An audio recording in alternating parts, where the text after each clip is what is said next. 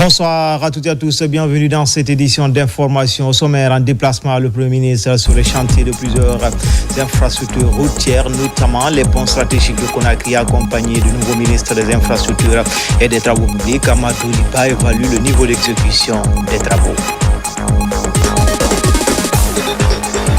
Et puis célébration ce vendredi de l'Assomption ou la montée de la Vierge Marie au ciel. C'est l'une des plus grandes fêtes chrétiennes partout en Guinée. Les fidèles se sont retrouvés dans les lieux de culte à Conakry.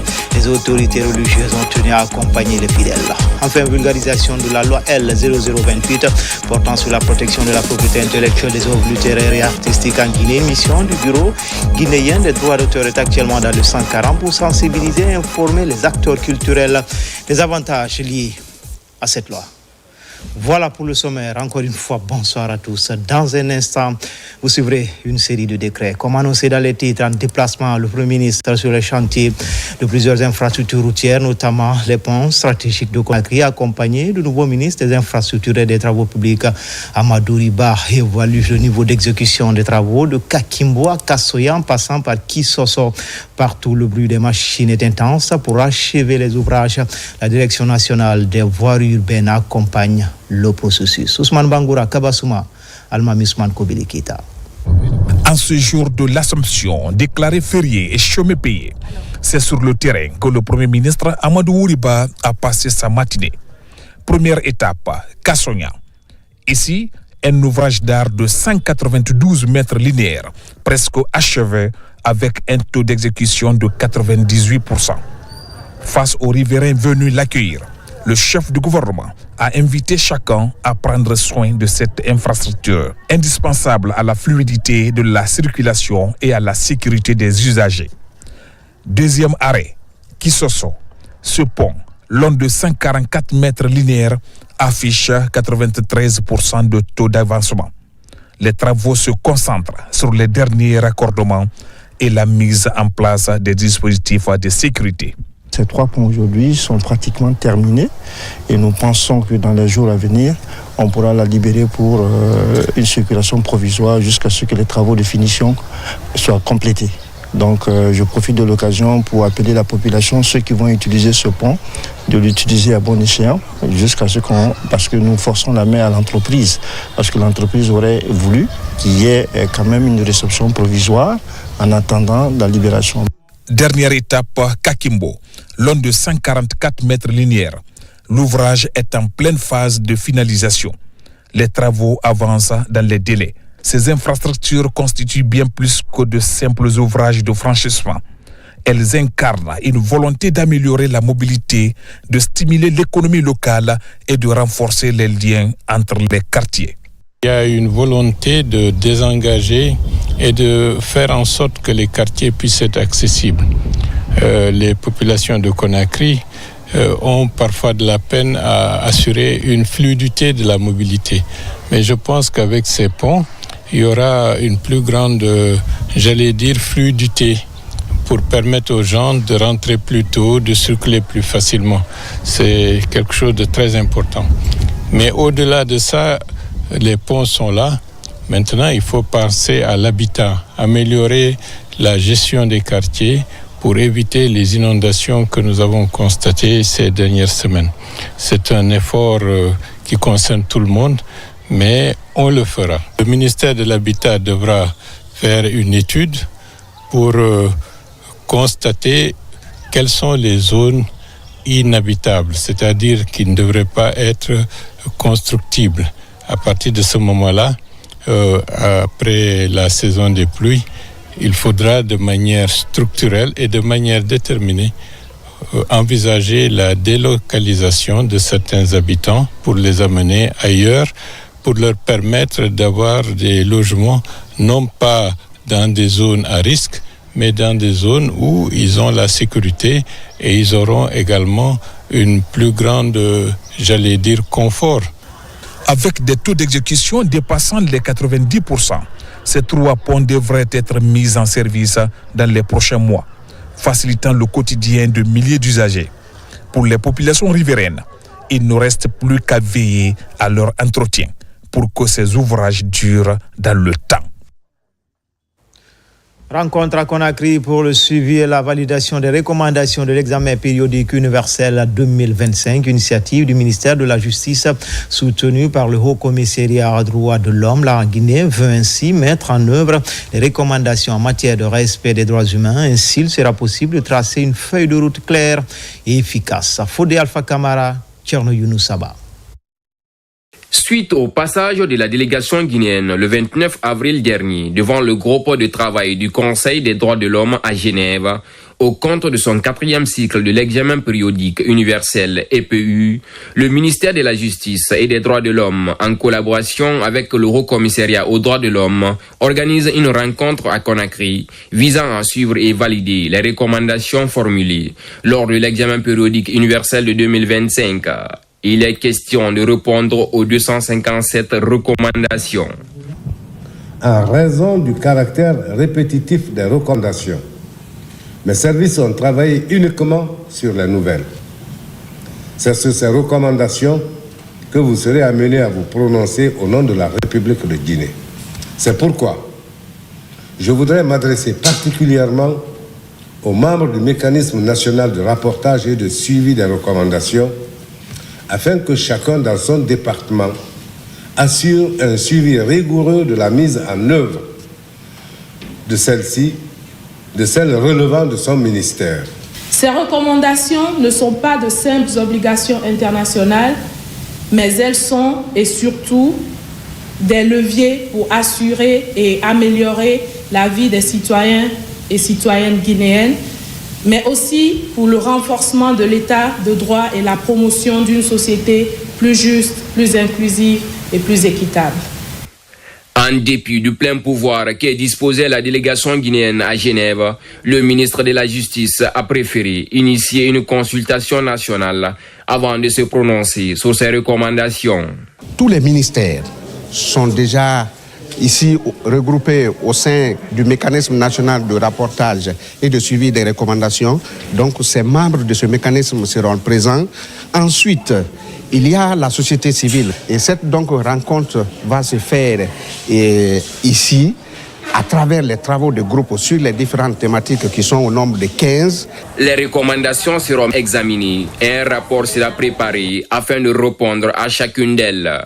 Après cette étape, un rapport contenant la situation des recommandations va être déposé le 25 août prochain.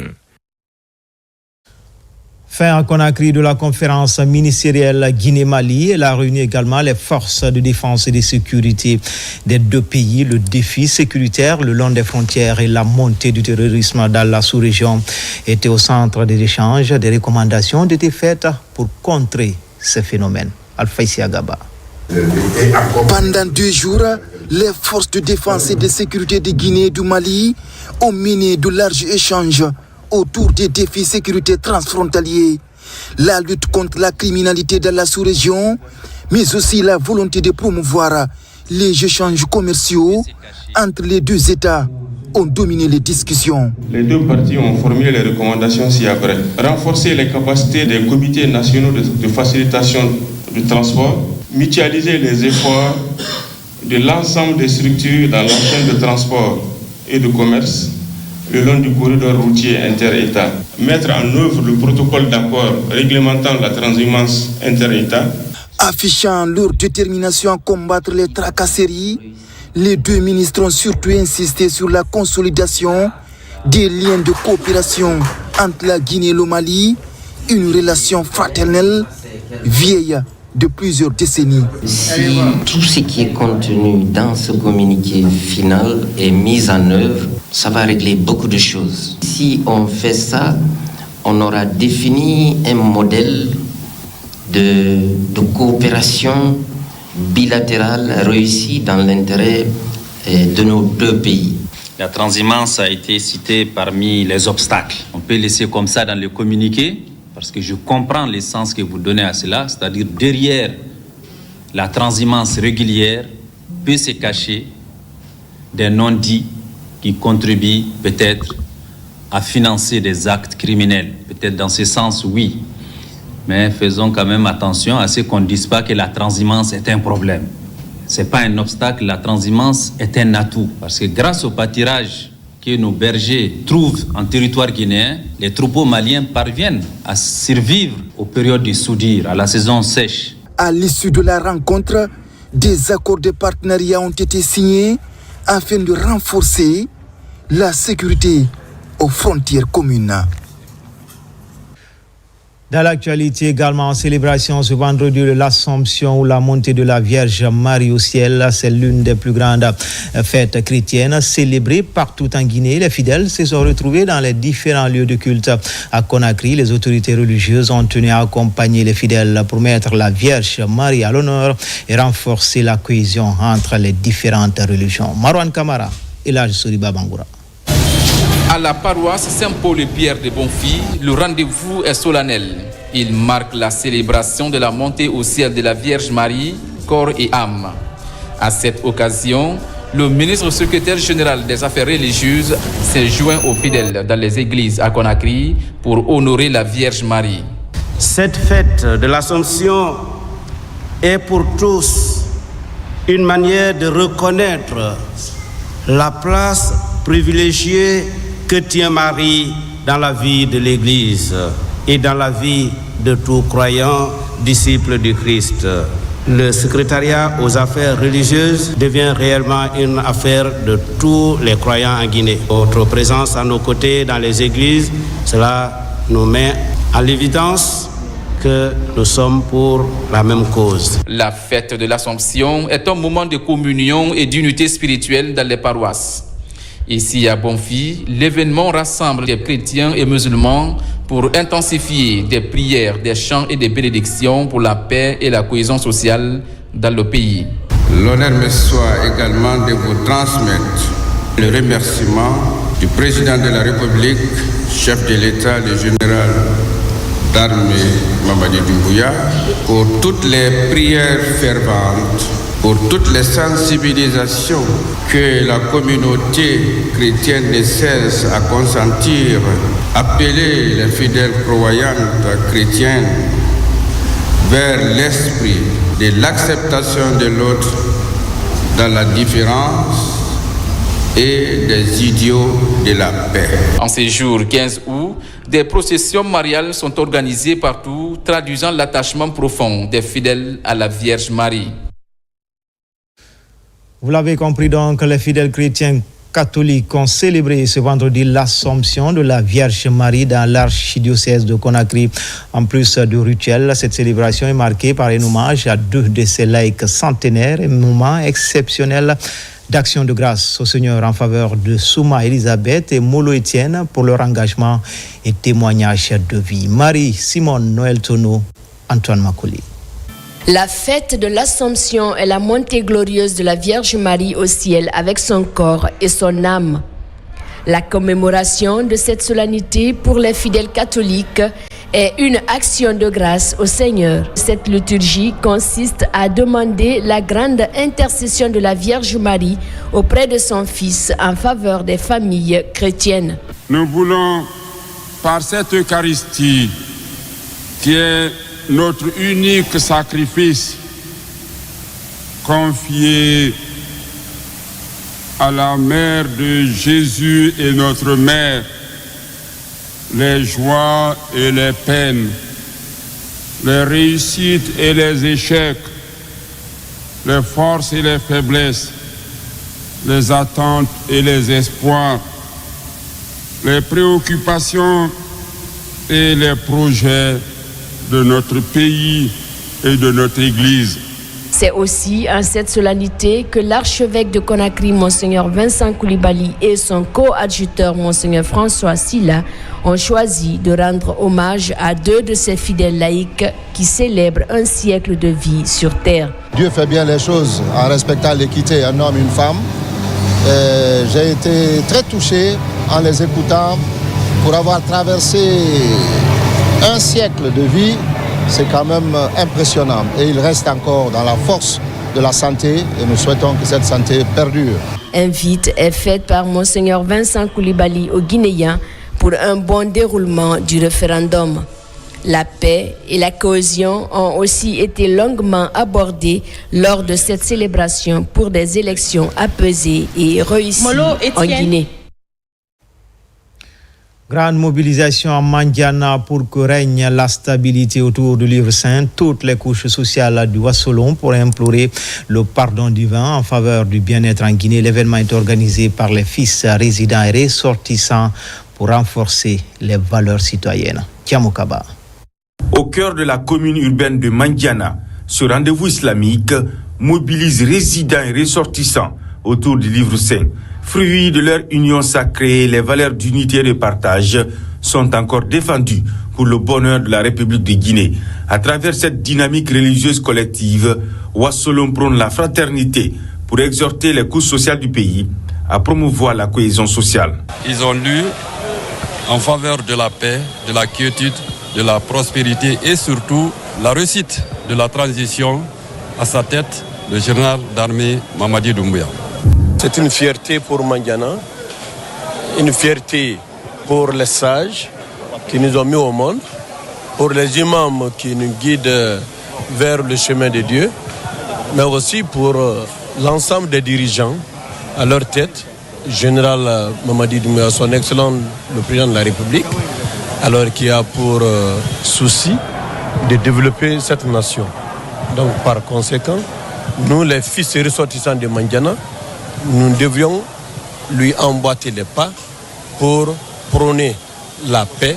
L'initiative fédératrice implique les mosquées de Mandiana pour que règne la paix. En ce vendredi saint, les sermons sont pleins de sens pour ouvrir le livre qui retrace des belles histoires de cohabitation pacifique entre Guinéens.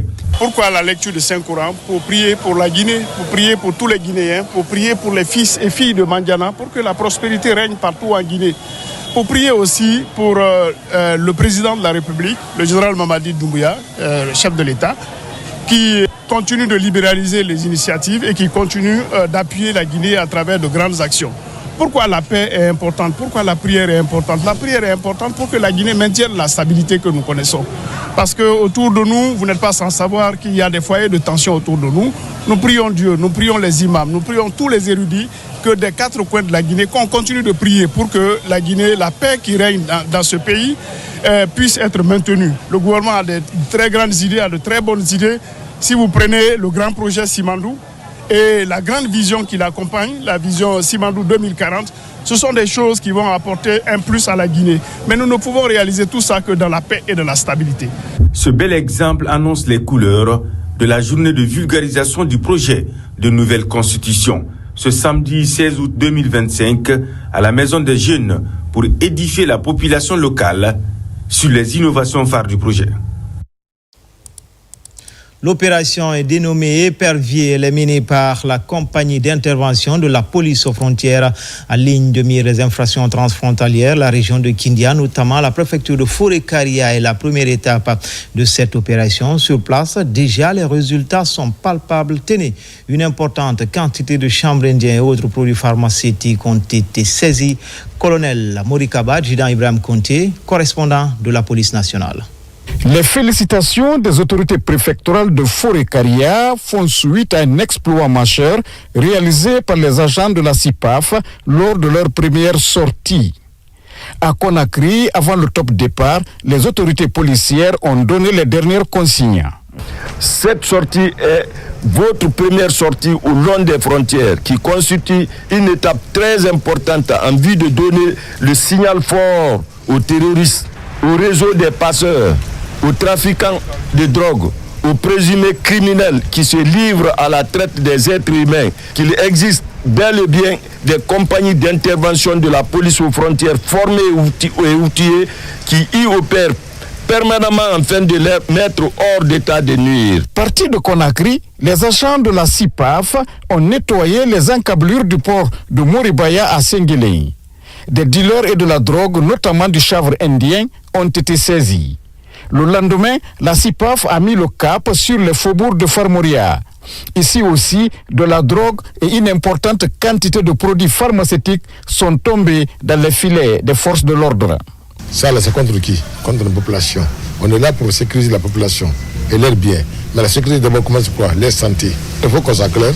Et pas que regarde l'argent. La mission doit être une mission d'honnêteté, de patriotisme, pour que nous puissions éradiquer ces fléaux à Forêt-Caria. Je les encourage de partir le commandement est derrière eux. Mais je ne veux pas qu'ils soient complices. Quelle que soit l'enveloppe octroyée n'est pas acceptée. Pour que la justice ait une mission noble, digne. À travers cette mission, la Direction générale de la police nationale entend jouer pleinement son rôle dans la sécurisation de nos frontières en luttant fermement contre les infractions transfrontalières. Dans le reste de l'actualité, vulgarisation du projet de nouvelle constitution, la dynamique est enclenchée au ministère de l'économie et des finances dans les directions du trésor, de la dette et du contrôle financier. Les débats sont ouverts, une manière pour ces services de s'approprier le contenu de ce document. Mambadi Gassama. Par ce acte, les cadres de la Direction générale du Trésor et de la comptabilité publique et la Direction du contrôle financier s'engagent à s'approprier et vulgariser davantage le projet de nouvelle constitution. Il est important que chacun ici présent, au niveau du Trésor, au niveau du contrôle financier, et l'ensemble des cadres de la Guinée, plus particulièrement, puissent connaître les tenants et aboutissants qui sont contenus dans ce projet de constitution. Et cela aura l'avantage pour tout un chacun de fonder sa conviction en allant au vote référendaire. À travers cette démarche, la DGTCP et la Direction nationale du contrôle financier affirment leur pleine mobilisation, non seulement comme institution, mais aussi comme force vive du changement dans les territoires respectifs. Même son de cloche à la Direction nationale de la dette et de l'aide publique au développement, également active dans la vulgarisation auprès de l'Association professionnelle des banques. Pour la Direction nationale de la dette et pour le ministère de l'économie et des finances, l'APB reste un partenaire incontournable, un partenaire clé au développement socio-économique de notre pays. Donc c'est une obligation pour nous de venir vers eux, de leur partager ce projet de constitution pour qu'il soit divulgué à tout le secteur bancaire.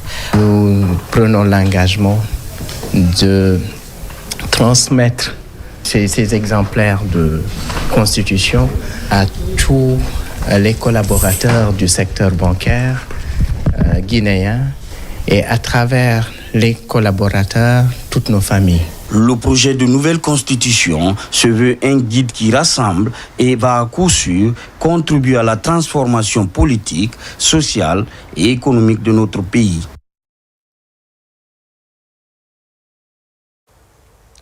À Kobian, une des localités de Dubreka, les populations se disent bien édifiées sur le contenu du projet de nouvelle constitution. Autorités locales et citoyens étaient fortement mobilisés pour la vulgarisation du document afin de transmettre les connaissances acquises. Bakari Bamba Kondé. À quelques semaines du référendum prévu le 21 septembre prochain, des initiatives de sensibilisation et de vulgarisation du projet de la nouvelle constitution battent à leur plein, mobilisant associations, leaders communautaires et citoyens dans une démarche d'information et de compréhension collective dans le district de Kobian, préfecture de Dubreka. Il s'agit de permettre à chaque habitant de ce district de se forger une opinion éclairée sur le texte qui pourrait redéfinir le cadre juridique et institutionnel du pays. La nouvelle constitution, 199 articles, les innovations ont été expliquées et que les participants ont compris.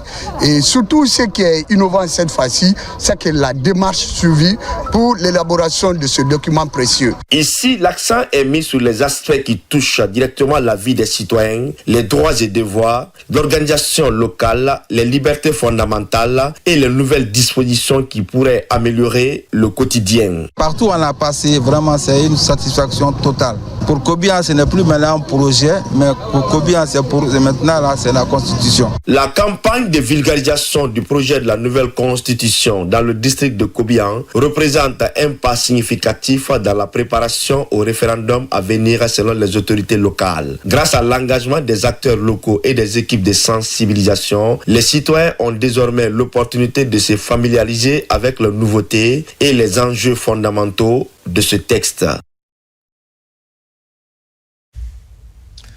À présent, cette série de décrets.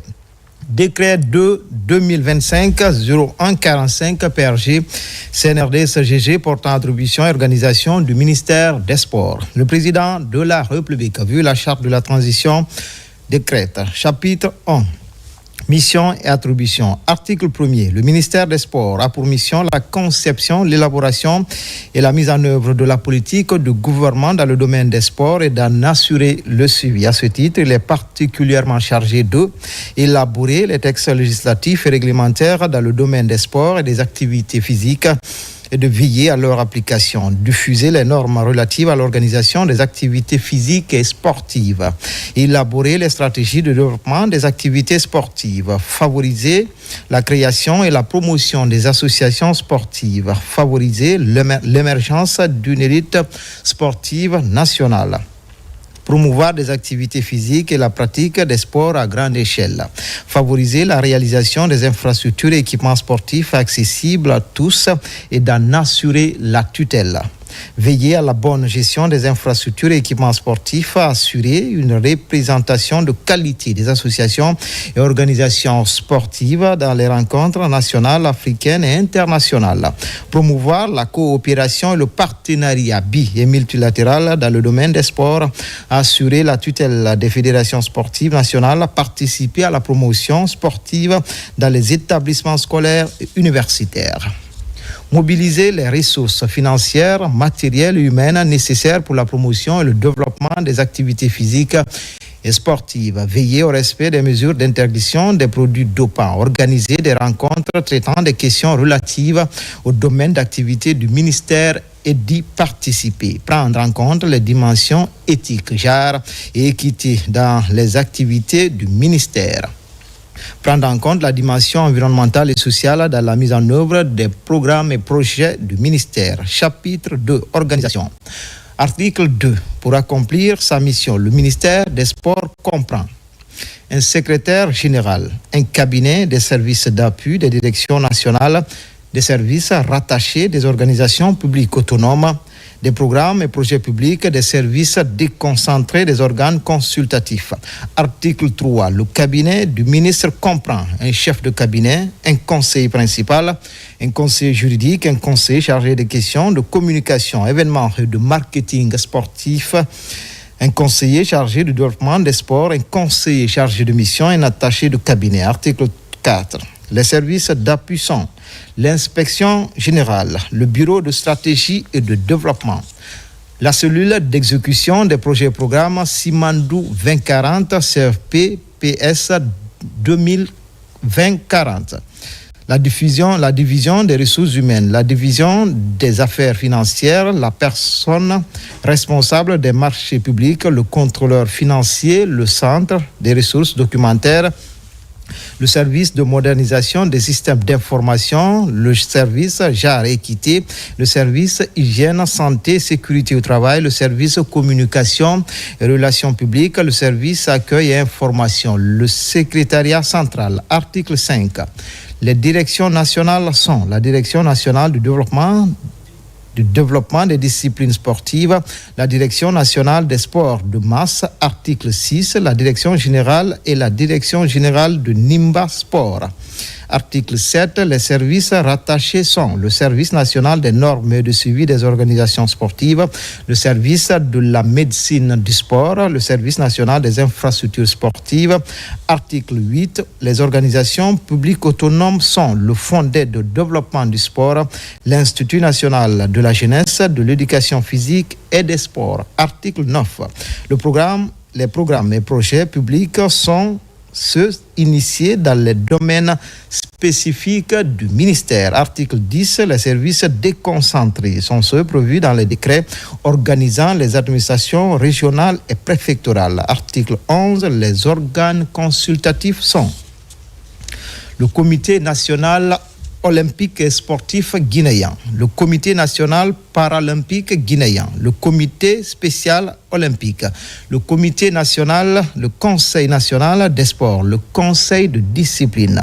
Chapitre 3, disposition finale. Article 12 des décrets du président de la République fixe les statuts de l'organisation publique des organismes publics autonomes, le mode d'organisation et de fonctionnement de l'inspection générale, du bureau de stratégie et de développement, des programmes et projets publics de développement ainsi que les attributions et l'organisation des services rattachés de niveau hiérarchique équivalent à celui d'une direction de l'administration centrale.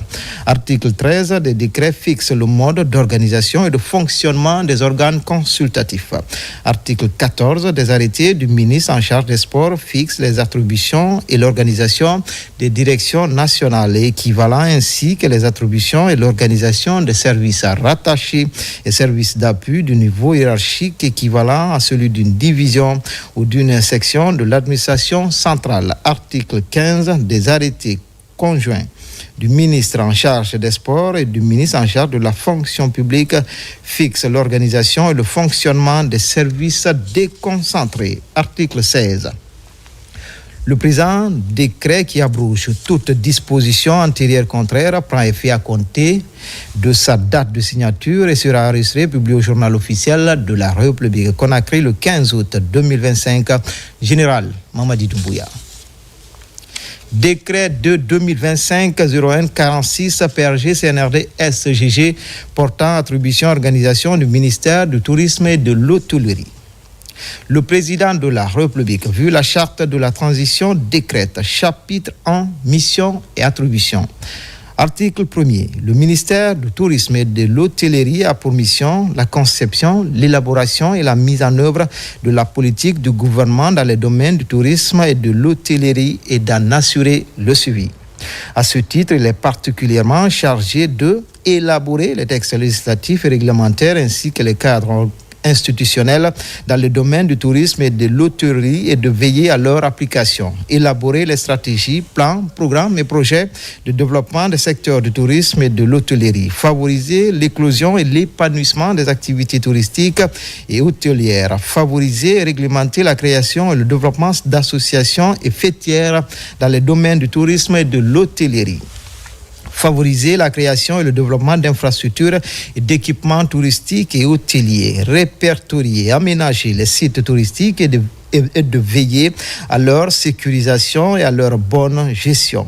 Définir les normes en matière de construction et d'exploitation des établissements touristiques, hôteliers, de restauration et de loisirs. Aider les professionnels des secteurs dans l'application de ces normes, procéder au classement des établissements touristiques et hôteliers et de veiller à l'adéquation qualité-prix et de leurs prestations. Favoriser l'implantation, l'établissement d'établissements touristiques et hôteliers, assurer la préservation et la valorisation des sites touristiques, contribuer à la promotion des produits touristiques et hôteliers guinéens, assurer la coordination des activités des intervenants dans les secteurs du tourisme, de l'hôtellerie, promouvoir la coopération bi- et multilatérale dans les secteurs du tourisme et de l'hôtellerie. Signer les conventions, contrats, protocoles d'accord dans les secteurs du tourisme et de l'hôtellerie. Participer aux négociations des traités, conventions, accords, protocoles régionaux et internationaux dans les domaines du tourisme et de l'hôtellerie. Délivrer des agréments des agences de voyage et de tourisme. Délivrer les autorisations préalables d'investissement pour la construction, la transformation et l'extension des établissements d'hébergement, de restauration et de loisirs. Délivrer les autorisations administratives d'exercice des activités d'exploitation des établissements d'hébergement, de restauration et de loisirs. Délivrer les cartes professionnelles aux guides, accompagnateurs et interprètes dans le domaine du tourisme. Délivrer les autorisations administratives d'exercice d'activités des agences d'hôtes et d'hôtesses. Délivrer les autorisations d'organisation des événements gastronomiques dans le pays. Tenir à jour les données statistiques relatives au secteur du tourisme et de l'hôtellerie. Veiller à la formation et au perfectionnement des personnes du secteur du tourisme et de l'hôtellerie. Contribuer à l'amélioration de l'employabilité de l'emploi des nationaux dans le secteur touristique et hôtelier. Participer aux rencontres nationales, sous-régionales et internationales traitant des questions de tourisme et de l'hôtellerie. Prendre en compte les dimensions éthiques, genre et équité dans les activités du ministère. Prendre en compte la dimension environnementale et sociale dans la mise en œuvre des programmes et projets du ministère. Chapitre 2, organisation. Article 2. Pour accomplir sa mission, le ministère du tourisme et de l'hôtellerie comprend un secrétariat central, un cabinet, des services d'appui, des directions nationales, un service rattaché, des organismes publics autonomes, des programmes et projets publics, des services déconcentrés, des organes consultatifs. Article 3. Le cabinet du ministre comprend un chef de cabinet, un conseiller principal, un conseiller juridique, un conseiller chargé des questions de tourisme, un conseiller chargé des questions de l'hôtellerie, un conseiller chargé de mission, un attaché de cabinet.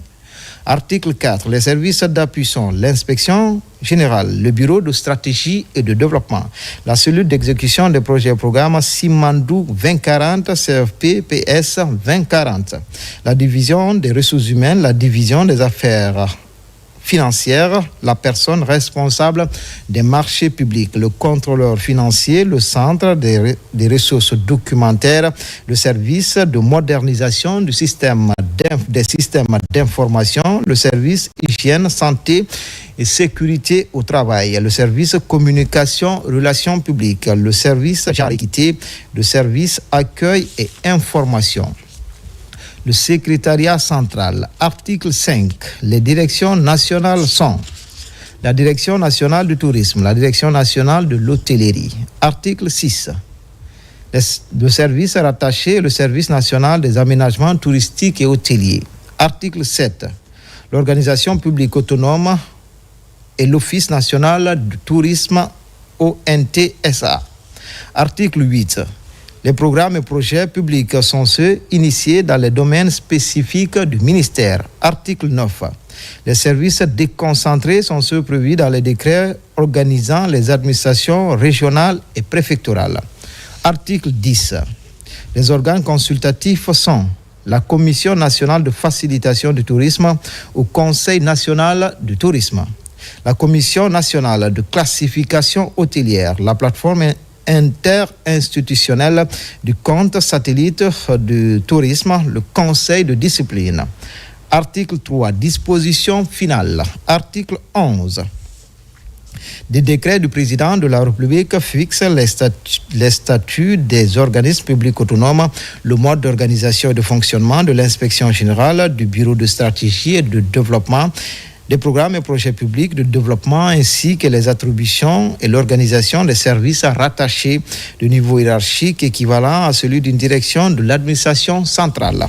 Article 12. Des décrets fixent le mode d'organisation et de fonctionnement des organes consultatifs.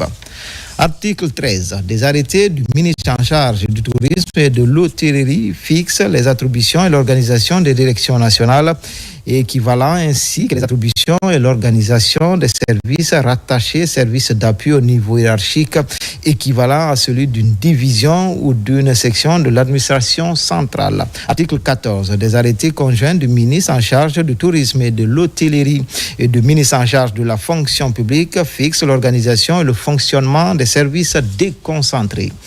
Article 15. Le présent décret qui abroge toute disposition antérieure contraire prend effet à compter de sa date de signature et sera enregistré publié au journal officiel de la République. Conakry le 15 août 2025. Général Mamadi Doumbouya. Décret de 2025-01-47 PRG CNRD SGG portant attribution et organisation du ministère de la Culture et de l'Artisanat. Le président de la République, vu la charte de la transition, décrète. Chapitre 1. Mission et attribution. Article 1er. Le ministère de la Culture et de l'Artisanat a pour mission la conception, l'élaboration et la mise en œuvre de la politique de gouvernement dans le domaine de la culture et de l'artisanat et d'en assurer le suivi. À ce titre, il est particulièrement chargé de élaborer les textes législatifs et réglementaires ainsi que le cadre institutionnel dans les domaines de la culture et de l'artisanat et de veiller à leur application, veiller à la réglementation des métiers du cinéma, de la vidéo et de la photo, favoriser la production cinématographique et audiovisuelle, délivrer les autorisations d'investissement et d'événements culturels, élaborer les stratégies, plans, programmes et projets de développement de la culture et de l'artisanat. Favoriser l'éclosion et l'épanouissement des activités culturelles, individuelles ou collectives. Encourager la création, la production et la diffusion d'œuvres artistiques et littéraires enracinées dans les valeurs culturelles traditionnelles guinéennes. Favoriser la création et le développement d'associations, de groupements et de coopératives culturelles et artisanaux. Favoriser la création et le développement d'infrastructures et d'équipements culturels et artisanaux.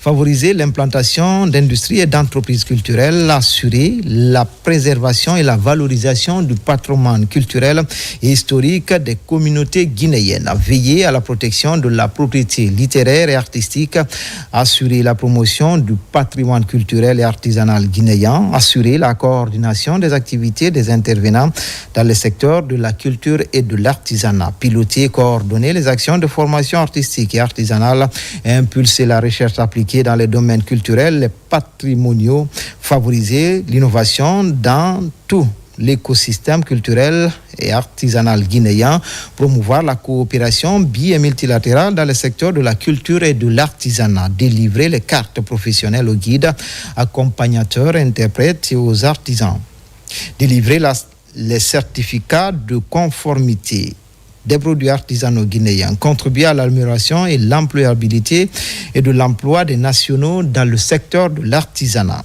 Organiser des rencontres traitant des questions relatives au domaine d'activité du ministère et d'y participer, prendre en compte les dimensions éthiques, genre et équité dans les activités du ministère, coordonner, développer et promouvoir les relations de coopération bilatérale, multilatérale et décentralisée dans les domaines de la culture et de l'artisanat, lien avec les partenaires nationaux et internationaux. Prendre en compte la dimension environnementale et sociale de la mise en œuvre des programmes et projets du ministère. Chapitre 2, organisation. Article 2. Pour accomplir sa mission, le ministère de la Culture et de l'Artisanat comprend un secrétaire général, un cabinet, des services d'appui, des directions nationales, des directions générales, des services rattachés, des organismes publics autonomes, des programmes et projets publics, des services déconcentrés, des organes consultatifs. Article 3. Le cabinet du ministre comprend un chef de cabinet, un conseiller principal, un conseiller juridique, un conseiller chargé des questions de culture et de patrimoine, un conseiller chargé des questions d'artisanat, un conseiller chargé de mission, un attaché de cabinet. Article 4. Les services d'appui sont l'inspection générale, le bureau de stratégie et de développement, la cellule d'exécution des projets et programmes Simandou 2040, CFP, PS 2040. La division des ressources humaines, la division des affaires financières, la personne responsable des marchés publics, le contrôleur financier, le centre des ressources documentaires, le service de modernisation des systèmes d'information, le service communication et relations publiques, le service hygiène, santé, sécurité au travail, le bureau de coopération et de partenariat, le service genre et équité, le service accueil et information, le secrétariat central. Article 5. Les directions nationales sont la Direction nationale de la culture, la Direction nationale du patrimoine culturel et historique, la Direction nationale de l'artisanat. Article 6. Les directions générales sont la Direction générale des infrastructures et équipements culturels et artisanaux, la Direction générale des industries culturelles et créatives, la Direction générale des percussions et danses traditionnelles, la Direction générale des spectacles, la Direction générale des centres de lecture publique et d'animation culturelle, le Musée national de Guinée. Article 7. Les services rattachés sont le Service national de formation, de recherche et d'innovation culturelle et artisanale, la Bibliothèque nationale. Article 8. Les organismes publics autonomes sont le Bureau guinéen des droits d'auteur, le Fonds de développement des arts et de la culture, l'Office national de la promotion de l'artisanat, l'Office national de cinéma de Guinée, le Centre culturel franco-guinéen. Article 9. Les programmes et projets publics sont initiés dans les domaines spécifiques du ministère. Article 10. Les services déconcentrés sont ceux prévus dans les décrets organisant les administrations régionales et préfectorales. Article 11. Les organes consultatifs sont le Conseil national de la culture, le Comité guinéen du patrimoine culturel et historique, le Comité de coordination pour le développement et la promotion de l'artisanat, la Chambre de l'artisanat et des métiers, le Conseil de discipline. Chapitre 3, disposition finale. Article 12 des décrets du président de la République fixe les statuts organismes publics autonomes, le mode d'organisation et de fonctionnement de l'inspection générale, du bureau de stratégie et de développement des programmes et projets d'appui de développement ainsi que les attributions et l'organisation des services rattachés au niveau hiérarchique équivalent à celui d'une direction centrale de l'administration centrale. Article 13 des décrets fixe le mode d'organisation et de fonctionnement des organes consultatifs. Article 14 des arrêtés du ministre en charge de la culture et de l'artisanat fixe les attributions et l'organisation des directions nationales et équivalents ainsi que les attributions et l'organisation des services rattachés et services d'appui du niveau hiérarchique équivalent à celui d'une division ou d'une section de l'administration centrale. Article 15 des arrêtés conjoints du ministre en charge de la culture et de l'artisanat et du ministre en charge de la fonction publique fixe l'organisation et le fonctionnement des services déconcentrés. Article 16, le présent décret qui abroge toute disposition antérieure contraire prend effet à compter de sa date de signature, sera enregistré et publié au journal officiel de la République. Conakry le 15 août 2025, Général Mamadi Doumbouya. Décret 2-2025-01-48 PRG CNRD SGG portant attribution et organisation du ministère de l'Agriculture. Le président de la République, vu la charte de la transition, décrète chapitre 1 mission et attribution. Article 1er.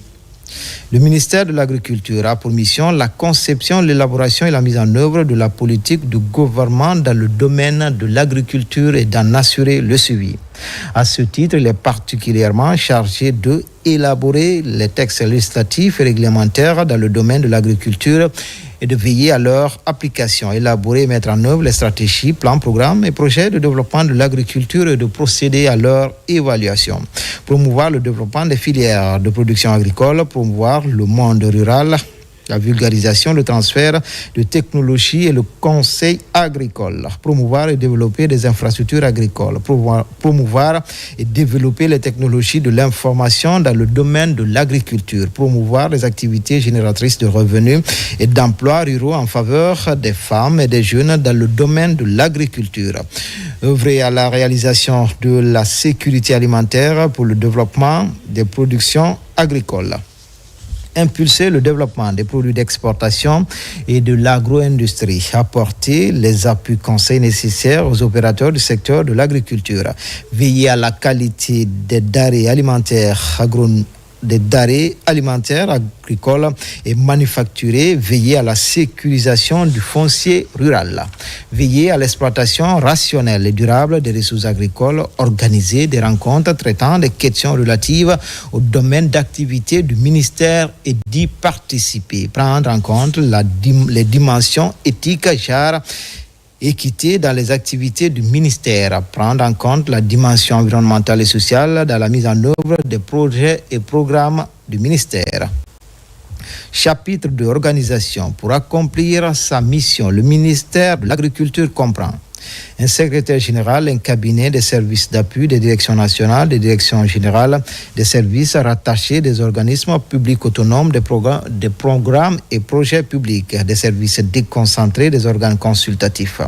Article 3, le cabinet du ministre comprend un chef de cabinet, un conseiller principal, un conseiller juridique, un conseiller chargé des questions agricoles, infrastructures rurale et organisation professionnelle, un conseil économique, un conseil chargé de mission et un attaché de cabinet. Article 4. Les services d'appui sont l'inspection générale, le bureau de stratégie et de développement, la cellule d'exécution des projets, des projets du programme Simandou 2040, CFPPS 2040, la division des ressources humaines, la division des affaires financières, le contrôleur financier, la personne responsable des marchés publics, le service communication et relations publiques, le centre de ressources documentaires, le service de modernisation des systèmes d'information, le service d'accueil et information, le service hygiène, santé et sécurité au travail, le service genre et équité, le secrétariat central.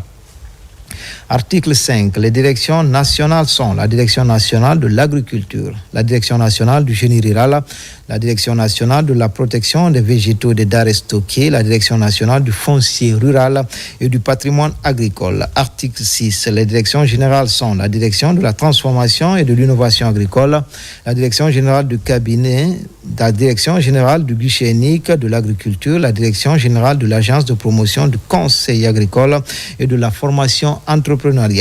Article 7. Les services rattachés sont le service national de conditionnement des produits agricoles, le service national des sols, le centre de perfectionnement en machinisme agricole, le centre d'innovation agricole, le centre sémencier de Koba à Boufa, le centre sémencier de Kidissi à Kindia, le centre sémencier de Bordeaux à Kankan, le centre sémencier de Guéguédou, le centre horticole de Dalaba, les bureaux techniques du génie rural, le centre de formation en ingénierie et travaux de Mamou, le centre de vulgarisation agricole de Bamba à Kindia, le centre de vulgarisation agricole de Tindo à Farana, le centre de vulgarisation agricole de Yatia à Farana, le centre régional de recherche agronomique de la Haute-Guinée Bordeaux à Kankan.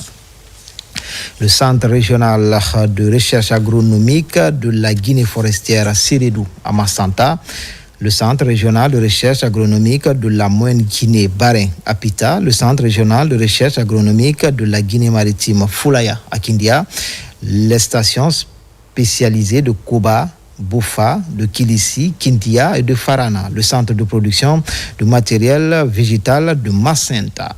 Article 8. Les organismes publics autonomes sont l'Institut de recherche agronomique de Guinée, l'Agence nationale des statistiques agricoles, le Fonds de développement agricole, la Société guinéenne de palmier à huile DVA, la Société guinéenne d'investissement et de coopération dans le domaine agricole, dans le développement agricole, la Société cotonnière de Kankan. Article 9. Les programmes et projets publics sont ceux initiés dans les domaines spécifiques du ministère. Article 10. Les services déconcentrés sont ceux prévus dans les décrets organisant les administrations régionales et préfectorales. Article 11. Les organes consultatifs sont le Conseil national de sécurité alimentaire, la Chambre nationale d'agriculture de Guinée, la Confédération nationale des organisations paysannes de Guinée, le Conseil national d'orientation et de suivi agricole, le Conseil de discipline. Chapitre 3. Disposition finale des décrets du président de la République fixe le statut des organismes publics autonomes, le mode d'organisation et de fonctionnement de l'inspection générale, du bureau de stratégie et de développement des programmes et projets publics de développement ainsi que les attributions et le centre régional de recherche agronomique de forestière Sérédou à Massanta, le centre régional de recherche agronomique de Moyenne-Guinée de Barin, l'organisation des services rattachés du niveau hiérarchique équivalent à celui d'une direction de l'administration centrale. Article 12 des décrets fixe le mode d'organisation et de fonctionnement des organes consultatifs. Article 13 des arrêtés du ministre en charge de l'agriculture fixe les attributions et l'organisation des directions nationales équivalents ainsi que les attributions et l'organisation des services rattachés de services d'appui de niveau hiérarchique équivalent à celui d'une division et d'une section de l'administration centrale. Article 14 des arrêtés conjoints du ministre en charge de l'agriculture et du ministre en charge de la fonction publique fixe l'organisation et le fonctionnement des services déconcentrés. Article 15, le présent décret qui abroge toute disposition antérieure contraire prend effet à compter de sa date de signature et sera enregistré et publié au journal officiel de la République. Conakry le 15 août 2025. Général Mamadi Doumbouya. Décret de 2025-0149 PRG CNRD SGG portant attribution et organisation du ministère de l'élevage. Le président de la République, vu la charte de la transition, décrète chapitre 1. Disposition générale. Article 1er. Le ministère de l'élevage a pour mission la conception, l'élaboration et la mise en œuvre de la politique de gouvernement en matière de développement de l'élevage. Il assure également le contrôle et la régulation des activités liées à l'élevage, ainsi que la promotion animale, ainsi que la promotion des productions animales et de la santé animale. À ce titre, il est particulièrement chargé de élaborer les textes législatifs et réglementaires dans le domaine de l'élevage et de veiller à leur application, élaborer et mettre en œuvre les stratégies, plans, programmes, projets de développement et de promotion de l'élevage, élaborer des stratégies d'alimentation animale et de la gestion de la transhumance, développer la recherche vétérinaire et zootechnique et diffuser les innovations dans le secteur de l'élevage, contribuer à la sécurité alimentaire et nutritionnelle, créer et impulser le développement des filières de production animale et de transformation des produits et sous-produits d'origine animale, favoriser la création et l'organisation des associations des opérateurs du secteur, collaborer avec les organisations professionnelles d'élevage, les organismes de financement et d'autres du secteur, promouvoir des investissements et des mécanismes de financement innovants dans le secteur de l'élevage, promouvoir le développement des infrastructures d'élevage et les aménagements pastoraux, préserver et améliorer la santé animale et la santé publique vétérinaire, veiller à la qualité sanitaire des denrées alimentaires d'origine animale primaire et manufacturée, promouvoir et développer les technologies de l'information dans le domaine de l'élevage, promouvoir l'intensification de l'élevage et de la diversification des productions, veiller à l'amélioration et à la sécurisation du cheptel national, veiller à vulgariser les techniques modernes dans le domaine de l'élevage, contribuer au développement de la coopération sous-régionale, régionale et internationale dans le domaine de l'élevage, veiller à la formation continue des agents des services du département, contribuer au renforcement des capacités techniques des éleveurs par des appuis techniques et formations. Assurer la collecte, l'analyse et la diffusion des données statistiques du secteur de l'élevage, promouvoir l'entrepreneuriat privé des femmes et des jeunes dans le domaine de l'élevage, veiller à l'exploitation rationnelle et durable des ressources pastorales, prendre en compte la dimension environnementale dans les programmes et projets du secteur de l'élevage, promouvoir le genre et l'équité dans les activités du secteur, participer aux négociations des conventions et traités sous-régionaux, régionaux et internationaux, de veiller à leur mise en œuvre, participer aux colloques, conférences, séminaires et négociations sous-régionaux, régionaux et internationaux traitant des questions relatives au domaine de l'élevage. Chapitre 2, organisation. Article 2. Pour accomplir sa mission, le ministère de l'élevage comprend un secrétaire général, un cabinet, des services d'appui, des directions nationales, des services rattachés, des organismes publics, des programmes et projets publics de développement, des services déconcentrés, des organes consultatifs. Article 3. Le cabinet du ministre comprend un chef de cabinet, un conseiller principal, un conseiller juridique, un conseiller chargé de la santé animale, un conseiller chargé de la production animale, un conseiller chargé de mission, un attaché de cabinet. Article 4. Les services d'appui sont l'inspection générale, le bureau de stratégie et de développement, la cellule d'exécution des projets et programmes Simandou 2040, CFP, PS 2040, la division des ressources humaines, la division des affaires financières, le service de modernisation des systèmes d'information, le service communication et relations publiques, le service d'accueil d'information, le service genre et équité, le centre des recherches, le centre des ressources documentaires, le service hygiène, santé, sécurité au travail, le secrétariat central. Article 5. Les directions nationales sont la Direction nationale de l'alimentation et de production animale, la Direction nationale des services vétérinaires, la Direction nationale de l'aménagement pastoral et de la sécurisation des systèmes pastoraux. Article 6. Les services rattachés sont l'unité mobile de santé animale de l'Abbé, l'unité mobile de santé animale de Cancan, l'unité mobile de santé animale de Kindia, l'unité mobile de santé animale de Nzérékouré, le centre de lutte contre les trypanosomiases animales de Daboula, le centre national d'insémination artificielle animale, le centre vétérinaire de contrôle frontalier, le service vétérinaire d'inspection des abattoirs, le laboratoire de production des vaccins vétérinaires de Kindia, le centre d'appui et de démonstration de l'élevage de Bokeh, le centre d'appui et de démonstration de l'élevage de Famouila, le centre d'appui et de démonstration de l'élevage de Ditine, le centre de formation de l'élevage de l'Abbé, le laboratoire régional vétérinaire de l'Abbé, le laboratoire régional vétérinaire de Cancan, le laboratoire régional vétérinaire de Nzérékouré, le laboratoire régional vétérinaire de Farana. Article 7. Les organismes publics sont le Fonds national pour le développement de l'élevage, le laboratoire central vétérinaire de diagnostic. Article 8. Les programmes et projets publics de développement sont ceux initiés dans le domaine d'intervention spécifique du ministère. Article 9. Les services déconcentrés sont ceux prévus dans les décrets organisant les administrations régionales et préfectorales. Article 10. Les organes consultatifs sont la Confédération des organisations professionnelles de l'élevage, l'Ordre national des docteurs vétérinaires de Guinée, l'Ordre national des ingénieurs géotechniciens de Guinée, le Conseil de discipline, chapitre 3, disposition finale. Article 11 des décrets du président de la République fixe séparément les statuts des organismes publics, des organes consultatifs, le mode d'organisation et de fonctionnement, l'inspection générale ainsi que des programmes et projets publics de développement. Article 12 des décrets fixent le mode d'organisation et de fonctionnement des organes consultatifs. Article 13 des arrêtés du ministre de l'élevage fixent séparément les attributions et l'organisation les attributions et l'organisation des directions nationales et équivalents ainsi que les attributions et l'organisation des services rattachés et services d'appui de niveau hiérarchique équivalent à celui d'une division ou d'une section de l'administration centrale.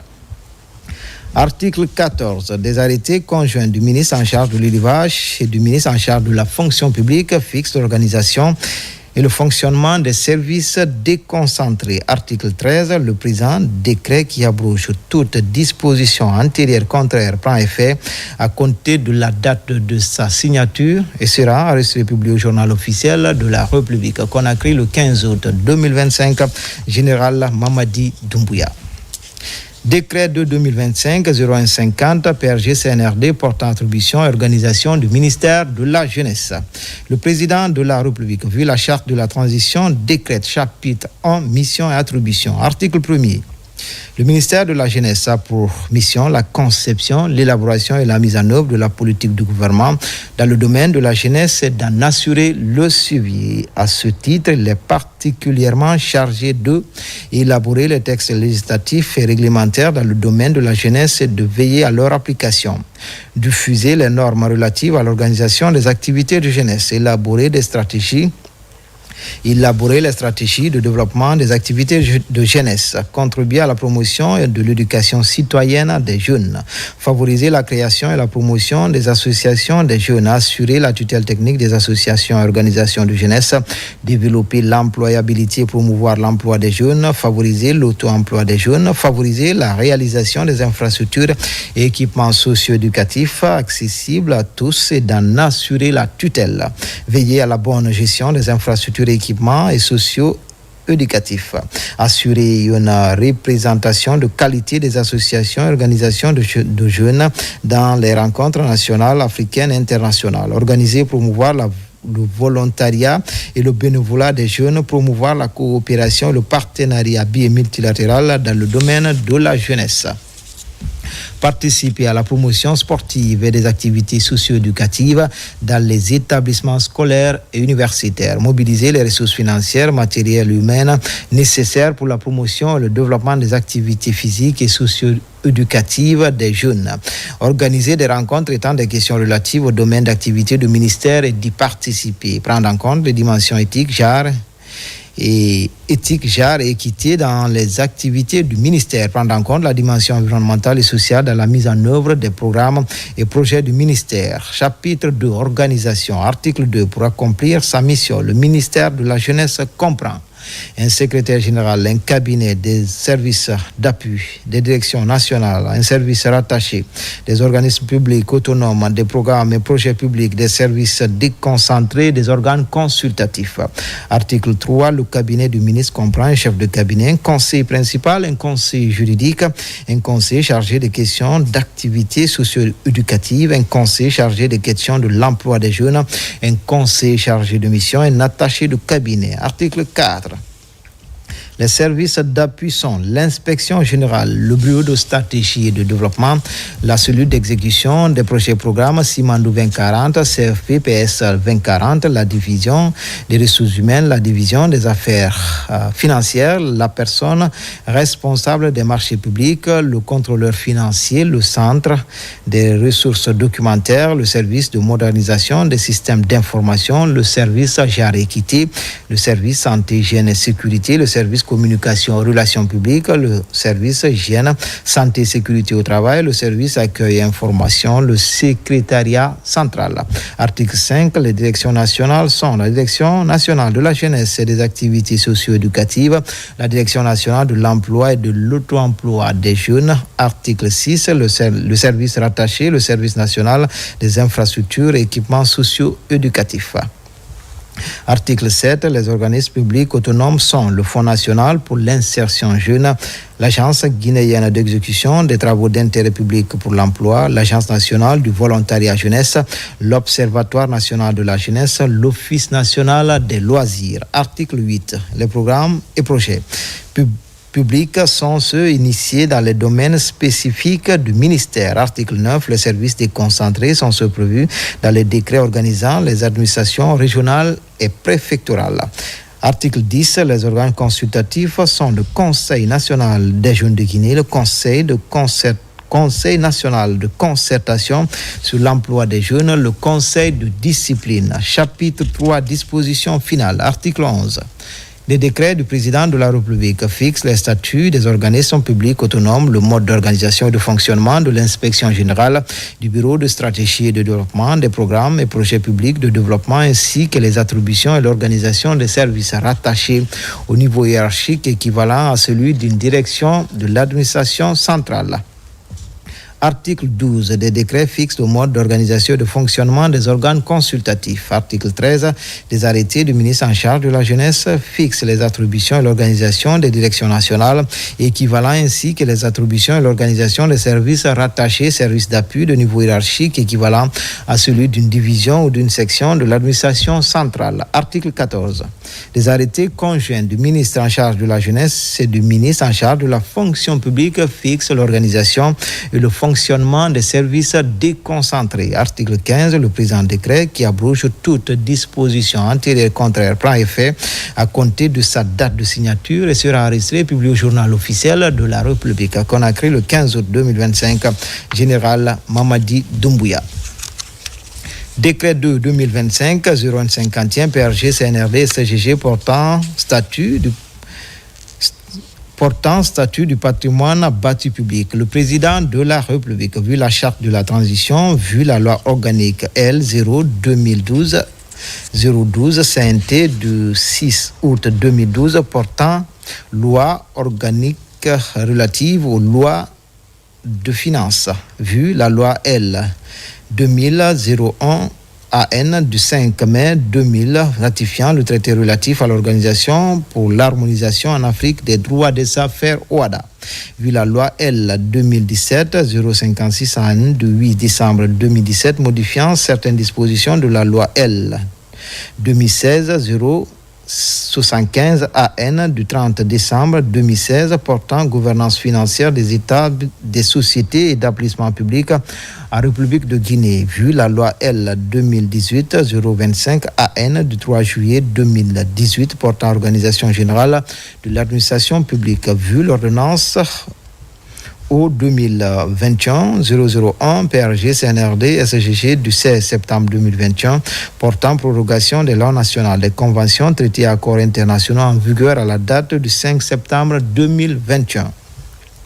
Vu le décret 2 2024-0044 PRG CNRD SGG du 27 octobre 2024 portant nomination du Premier ministre chef de gouvernement. Vu le décret de 2024-054 PRG CNRD CGG du 13 mars 2024 portant structure du gouvernement. Vu le décret de 2025-0101 PRG CNRD CGG du 30 juin 2025 modifiant et complétant la structure du gouvernement.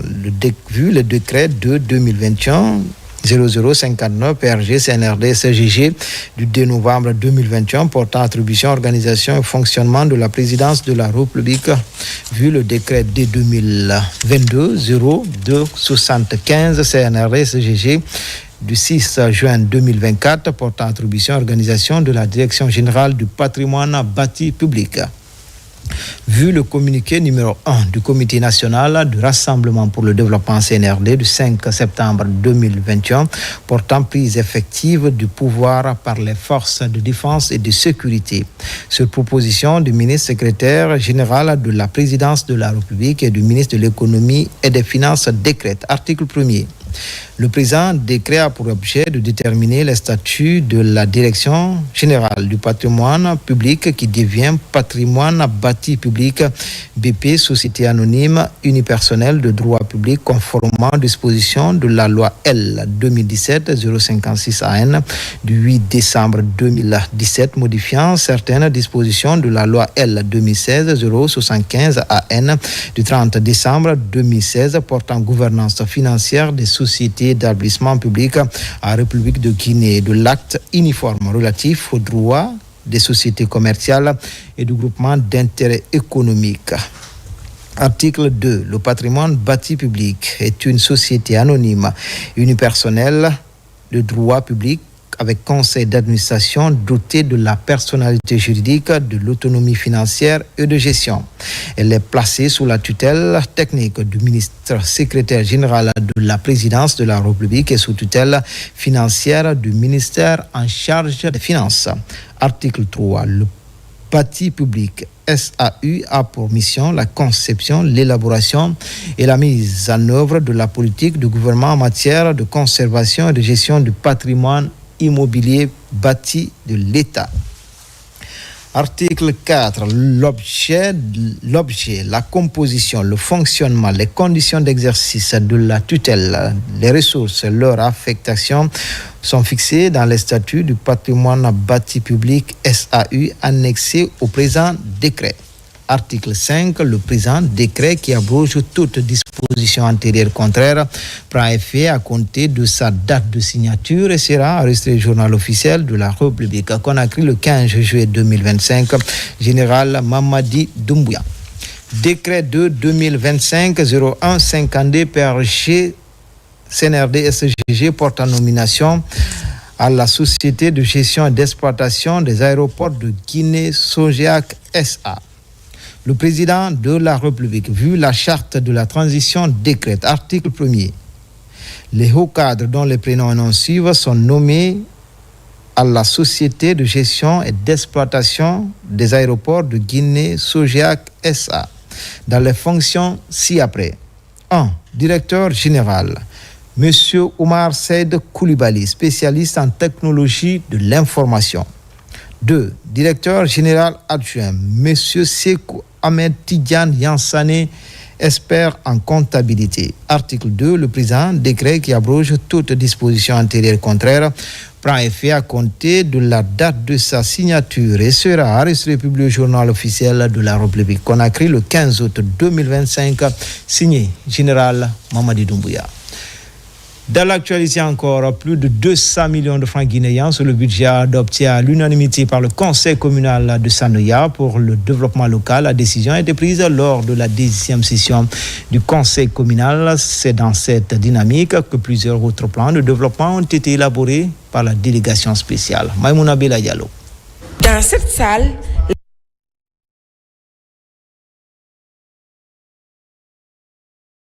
les acteurs socio-professionnels de Sanoya se retrouvent autour d'un même objectif, tracer l'avenir de la nouvelle commune de Conakry. C'est le conseil communal de Sanoya avec au cœur des débats les chantiers de développement communautaire. Le premier inscrit au vote fut la décision portant interdiction formelle de vente des produits alimentaires non protégés sur le périmètre de la commune urbaine de Sanoya. Que cutis étant donné désormais, dans les semaines qui suivent, Sanoya sera sûrement doté de son plan de développement local qui servira d'outil essentiel pour son développement local. Les réalisations déjà menées dans la commune sont passées en revue. la délégation spéciale planche sur les priorités des prochains projets de développement local. J'ai retenu de cette session une satisfaction pour la cohésion et l'entente entre les conseillers pour l'adoption de leur plan de développement local. Je les encourage à donner la main pour le développement de leur commune. Chaque commune est appelée d'adopter son PDL. Tu ne peux pas développer une commune si vous n'avez pas votre plan de développement local. C'est tout outil qui est important, inscrit même dans le code de collectivité, c'est son article 516 qui autorise toutes les communes d'élaborer son plan de développement local. C'est le deuxième conseil communal depuis que Sanoya est devenue commune. Des engagements sont pris pour accélérer son développement socio-économique. Dans cette salle, les acteurs sociaux...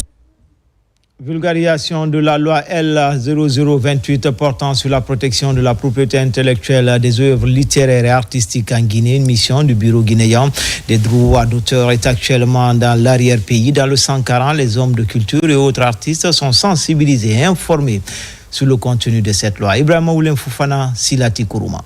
Ici, à la Maison des Jeunes de Farana, les acteurs de la culture sont au cœur de ce cadre de vulgarisation de la loi 028 portant sur la protection de la propriété littéraire et artistique en République de Guinée.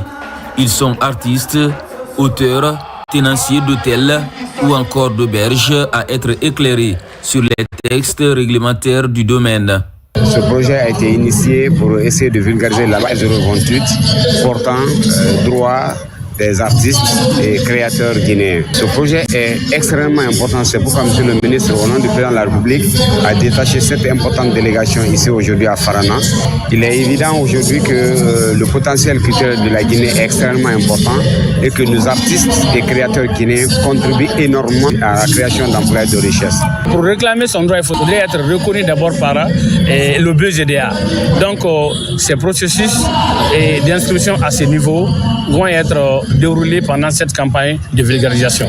Autre objectif spécifique de ce cadre de partage, éclairer les auteurs sur leurs droits et sur les démarches pour les protéger, informer les usagers des œuvres protégées sur les risques liés à la violation des droits d'auteur et les droits voisins, ou encore former les autorités administratives et judiciaires afin de renforcer l'application de la loi. Il y a une forte mobilisation au sein de notre département. Nous sommes là déjà, 3 ans on est avec eux, on travaille ensemble. Tous ceux qui utilisent les œuvres des artistes de façon forfaitaire, le BGDA est là à les signaler pour payer les droits des jeteurs. Durant ce cadre de sensibilisation, les efforts du CNRD sont loués par le biais du ministère de la Culture. Cette rencontre basée sur l'application du contenu du texte réglementaire devant garantir la vie littéraire et artistique va redorer le blason de ce secteur en République de Guinée.